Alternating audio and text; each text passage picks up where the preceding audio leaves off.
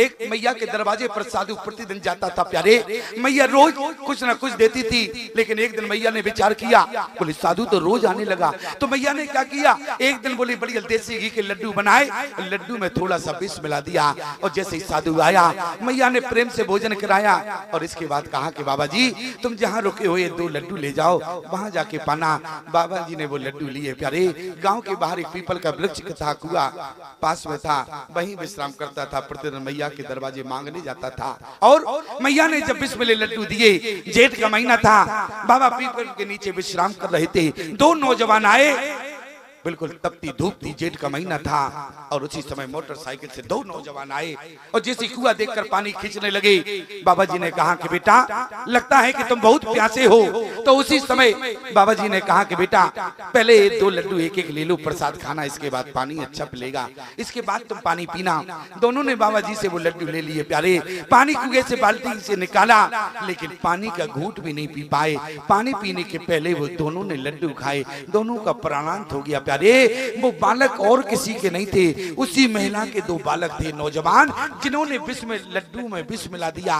गोस्वामी जी ने क्या कहा, बोले कर्म प्रधान, बोले कर्म प्रधान, अरे विश्व कर राखा, और जो जस करे सो तस फल चाखा। और कुंभ का मेला हुआ, कुंभ का मेला पूर्ण हो गया। एक साधु गंगा जी की रेत के किनारे लेटा था, पीपल के वृक्ष के ऊपर बैठकर 2 प्रेत आपस में बात कर रहे थे। दोनों प्रेतों ने कहा कि देखो कुंभ का मेला हुआ, करोड़ों की संख्या में भारत के कोने कोने से लोग आए, लेकिन विचित्र बात क्या है, जो कुंभ में स्नान करने नहीं आया वो कुंभ का फल लेकर चला गया। ये तो बड़ी विचित्र बात है, जो कुंभ में स्नान करने ना गया हो वो कुंभ का फल मिल सकता है क्या। गोस्वामी जी ने क्या कहा, बोले कर्म प्रधान, अरे जब स्नान करोगे तभी तो कुंभ का फल मिलेगा। बोले कर्म प्रधान विश्व कर राखा, जो जस करे सो तस फल चाखा। लेकिन प्यारे कर्म क्या हुआ, दोनों प्रेत आपस में बात कर रहे थे, साधु सुन रहा था, पीपल के वृक्ष के नीचे गंगा जी की रेत पर लेटा था, और जैसे ही सुना अमुक गांव का व्यक्ति है, कुंभ में स्नान करने नहीं आया, और देखो पूरे कुंभ का फल उसके घर चला गया, उसको मिल गया। साधु ने सुना मैं तो 1 महीने से रोज गंगा जी में स्नान करता था ब्रह्म मुहूर्त में, इसके बाद भी कुंभ का फल मुझे रत्ती भर नहीं मिला, कारण क्या है।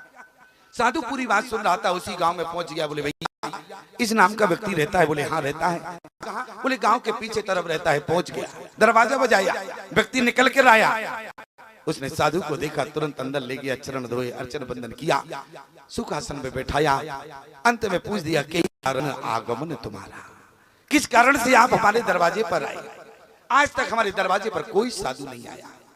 बाबा जी ने कहा कि बेटा ये बताओ, तुम कुंभ में कभी पूरे जीवन में 1 आध बार स्नान किया।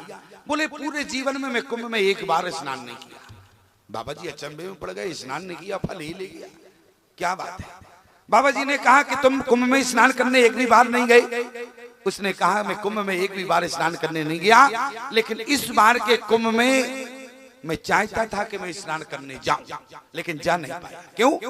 क्योंकि मैं बहुत गरीब हूं, और मैं 1-1 रुपए एक डब्बे में प्रतिदिन जोड़ रहा था कि कुंभ आएगा तो मैं कुंभ में स्नान करने के लिए जाऊंगा।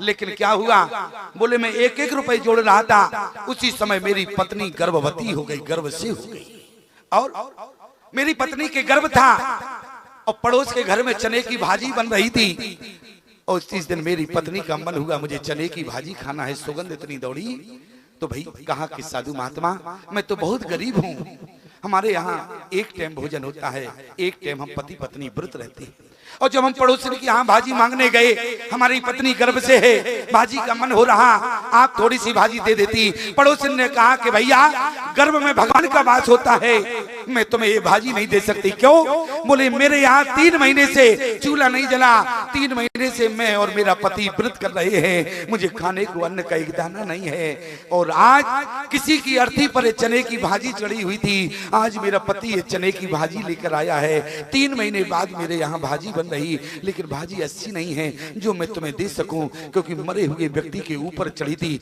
गर्भ में भगवान का वास होता है, भैया क्षमा करना मैं तुम्हें ये भाजी नहीं दे पाऊंगी। साधु साधु महात्मा से कहा, मैंने अपने कानों से सुना, अरे हमारे यहाँ तो कम से कम एक दिन भोजन नसीब होता है, एक टाइम का भोजन, और उसकी यहाँ 3 महीने से भोजन नसीब नहीं हुआ। मैं घर आया, जो कुंभ के लिए 1-1 रुपए जोड़ता था, मैं पूरा डिब्बा ले गया, पड़ोसन को दे दिया कि बहन जितनी सामग्री आ जाए तुम अपने गृहस्थी के लिए मंगा लेना। तो मैं कहना केवल इतना चाहता हूँ, जो काम कुंभ में करना था, कुंभ वाला काम उसने अपने घर में कर दिया, तो जो कुंभ का फल था वो उसके घर आ गया प्यारे।